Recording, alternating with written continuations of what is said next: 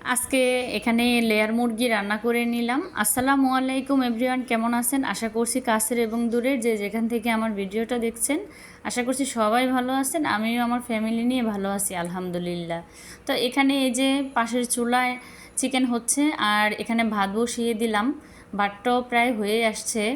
আজকে দুই চুলায় তাড়াতাড়ি করে রান্না করে নিব। রান্নাটা প্রায় শেষের দিকে চলে এসেছে। এখানে একটা ভ্যানিলা কেক বানিয়ে নিলাম। তারপরে একটু চলে গেলাম বারান্দায় এখানে পুঁই শাক হয়েছিল, মাশাল্লাহ অনেকগুলো পুঁই শাক হয়েছিল। আমি প্রায় সময় এখান থেকে পুঁই শাক নিয়ে রান্না করি। পাতাগুলো অনেক সুন্দর সবুজ দেখা গেছিল। এখানে আমি সার ব্যবহার করিনি, বাসায় আমার যেই ডিমের খোসা ওগুলোই আমি ব্যবহার করেছি, কিন্তু বাহিরের কোনো কিনা সার আমি ব্যবহার করি না, এজন্যই এত সুন্দর ফ্রেশ। আর পাশে ছিল এখানে পাখি, আমি আমার বেলকনিতে বার্জিকার পাখি আনি। মাশাল্লাহ এখানে দুইটা পাখি এনে আমি প্রথমে শুরু করেছিলাম। প্রথমে আমার হাজব্যান্ড পছন্দ করতো না, আনার পরে একটু রাগ করেছিল, কিন্তু তারপরে এখন উনি খাবার দেয়, ডিমগুলো চেক করে, ওদের যত্ন নেয়। জিনিসটা দেখে আমার খুবই ভালো লেগেছিল। এখানে প্রায় 6-7টা বেবি হয়েছিল। বেবিগুলো দেখতে মাশাল্লাহ রুটিনও হয়েছিল। নর্মাল পাখি থেকে রুটিনও পাখি বের হয়। আসলে জানি আমার ভাগ্যটা কীরকম জানি না, সবসময় খারাপ, এখন মনে হচ্ছে একটু একটু ভালো। তো এখানে এটা তার পরের দিনের ভিডিও ছিল। এখানে রূপচাঁদা মাছ আমি ভেজে নিচ্ছিলাম। এখানে ভাজা ছাড়া রান্না করলে খাই না, হালকা একটা ভাজা দিয়ে তারপরে আমি রান্না করে নিলাম। তো রান্না করতে করতে এখানে কিছু কথা বলি আপনাদের সাথে। হয়তো দেখা গেছে নিজের রিলেটিভ অন্য কেউ সাথে কথা শেয়ার করলে সেটা পরবর্তীতে রিটার্ন ফিডব্যাক হয়ে আসে। এই জন্য আর এখন কারোর সাথে ওরকম মন খুলে কথা বলি না। তো দেখা গেছে আমি ইউটিউবে রান্নাই দেখাই আর মাঝে মাঝে আপনাদের সাথেই কথাগুলো শেয়ার করি। তো দেখা গেছে বিয়ের পরে একটা মেয়ে সর্বপ্রথম তার হাজব্যান্ডের দিকে তাকিয়ে থাকে, যে কেউ আমাকে খারাপ বলবে সেটার প্রতিবাদ আমার হাজব্যান্ডই করবে।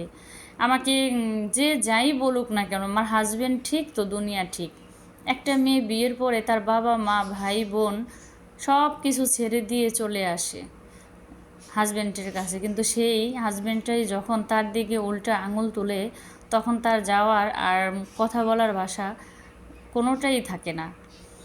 হাজব্যান্ডকে কেন জোর করে বোঝাতে হবে যে আমি এই রকম ওই রকম? এভাবে বোঝানোর চেয়ে যে আমার সাথে থাকবে, সে আমার কাজ কর্ম, আমার ভালো মন্দ সব কিছু দেখেই সে বোঝার চেষ্টা করবে আমি কী ধরনের লোক, তাকে তো জোর করে বোঝানোর কিছু নেই। তো দেখা গেছে আমাদের সমাজে মেয়েরা নির্যাতিত, মেয়েদের যে প্রকৃত সম্মানটুকু সে তারা পায় না। কোনো না কোনোভাবে নারী ঠকে যেই থাকে, হয়তো কোনো দিক দিয়ে তার সন্তানের ক্ষেত্রে, কোনো দিক দিয়ে তার হাজব্যান্ডের ক্ষেত্রে।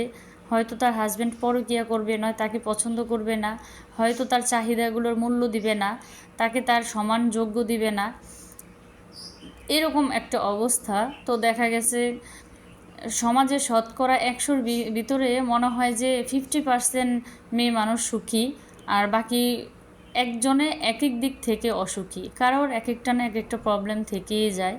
তো সব জায়গা থেকেই সব সময় আল্লাহর কাছে শুকরিয়া জানাইতে হয় আলহামদুলিল্লাহ।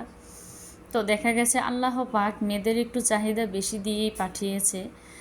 তো দেখা গেছে আমরা সব সময় একটু ভালোভাবে চলার চেষ্টা করব, পর্দা করব, নামাজ পড়ব।